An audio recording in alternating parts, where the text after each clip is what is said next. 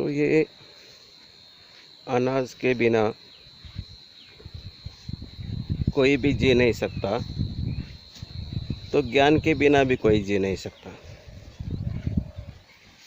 ज्ञान तो इस दुनिया में बहुत है, शास्त्रों का ज्ञान है, साइंस का ज्ञान है, इंजीनियरिंग का ज्ञान है, डॉक्टरी का ज्ञान है, बैरिस्टर का भी है, बहुत ज्ञान है।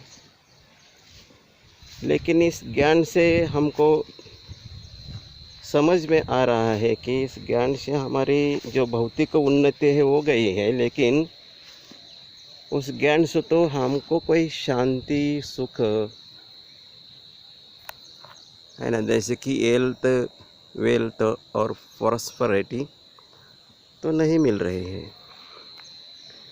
दिन ब दिन हर एक मनुष्य आत्मा दुखी हो रहा है। तो ज्ञान कौन सा? तो ज्ञान ऐसा चाहिए कि जिस ज्ञान से सबकी सद्गति होनी चाहिए, चाहे कोई भी धर्म जाति का हो, उनकी सद्गति। सद्गति माना क्या? सद्गति माना है सभी मनुष्य आत्माओं को जो ज्ञान है, आत्माओं का ज्ञान, जो पॉइंट ऑफ लाइट ये मिलनी चाहिए वो है, और फिर उसमें मन और बुद्धि है और संस्कार भी है। ये ज्ञान मनुष्य आत्माओं के मिलने के बाद, उनकी पहचान मिलने के बाद, जो भगवान ने दी हुई, शिव बाबा ने दी हुई ये पहचान आकर के, और बाबा ने वो भी ज्ञान दिया है कि मैं कैसा हूँ, मैं भी एक पॉइंट ऑफ लाइट हूँ, देखने में नहीं आती ये लाइट, तो इसमें मुझ में सारा ज्ञान है, माना शिव बाबा में सारा ज्ञान है। और इस ज्ञान से ही इस धरा का परिवर्तन होने वाला है। परिवर्तन, विनाश माना क्या? परिवर्तन है। तो इस ज्ञान, सच्चे ज्ञान से, और ये ज्ञान से फिर राजयोग के भी जो परिचय है वो भी मिल जाता है। मन बुद्धि से बाबा को याद करना, और इसे ही सच्ची गीता कहा है। तो इस सच्ची गीता ही ये ज्ञान है। शास्त्रों के ज्ञान से या दूसरे कोई भी ज्ञान से हम भगवान को प्राप्त नहीं करते हैं, कर नहीं सकते हैं। भगवान को आकर, माना खुदा को खुद आकर के, उनको ज्ञान दे करके,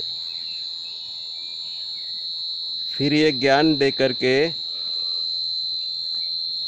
सबको पावन बनाते हैं। माना जो आत्मा विकारग्रस्त बनी हुई है,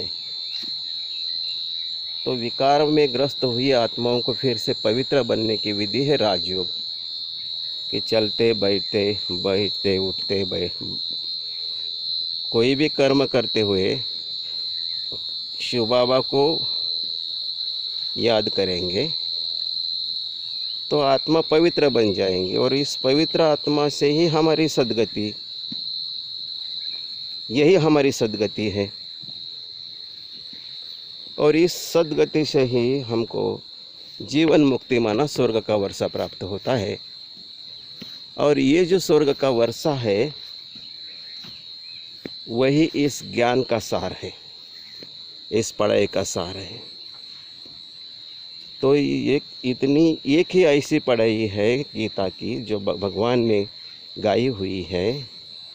उस पढ़ाई से ही हमारा सब जीवन सुधर जाएगा, 21 जन्मों के पुण्य ही प्राप्त हो जाएगी।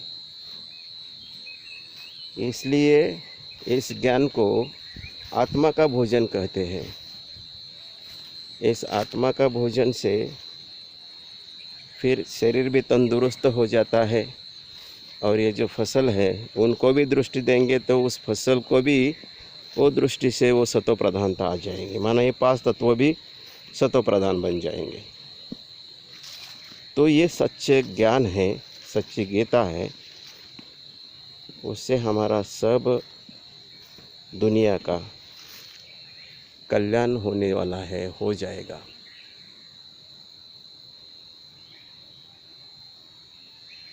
और फिर धरा पर स्वर्ग आएगा। तो इस स्वर्ग में जाने के लिए ये पढ़ाई है, ये भोजन है। तो ये हर दिन जो मुरली होती है जो भगवान ने उच्चारी हुई है, गाई हुई है, वो पढ़ेंगे तो हमको सभी भोजन मिल जाएंगे। आत्माओं का भी मिल जाएगा, शरीर का भी मिल जाएगा, और हम स्वर्ग के राजाई पद के हकदार भी बन जाएंगे। अच्छा, ओम शांति।